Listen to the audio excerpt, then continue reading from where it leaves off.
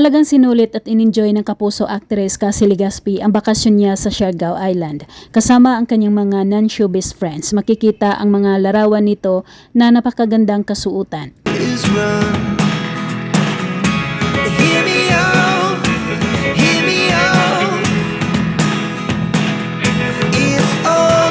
Nagkaroon din ng volleyball moment ang dalaga habang nasa baybayin ng dagat sila.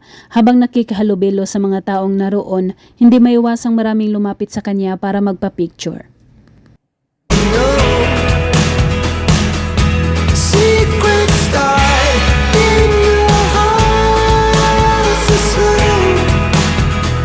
Kahit super init ng panahon habang naglalaro ng volleyball sina Cassie at mga kaibigan nito, hindi alintana ng dalaga ang init basta nag-i-enjoy ito sa kanyang ginagawa.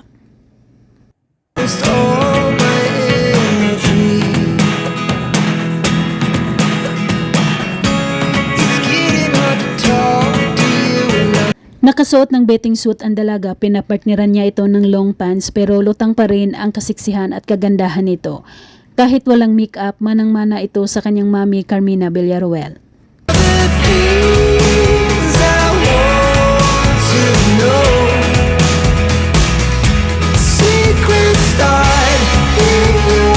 Samantala, narito ang behind the scene ng pagsasama nila sa trabaho ng kanyang amang si Soren Legaspi. Makikitang napakahusay nito sa aktingan habang nakaiksinan niya ang kanyang ama na si Soren. Mami ko! Ben! Ben, sandali! What? Okay, go. Napangiwi si Cassie Legaspi nang biglang pumasok ang kanyang mami Carmina para yakapin ang kanyang daddy Soren pagkatapos niyang mag-walk out sa kanilang kompetisyon ng kanyang ama.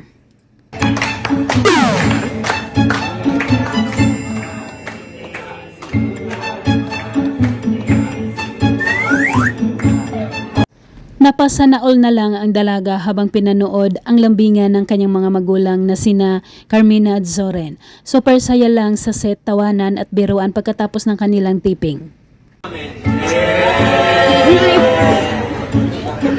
Sana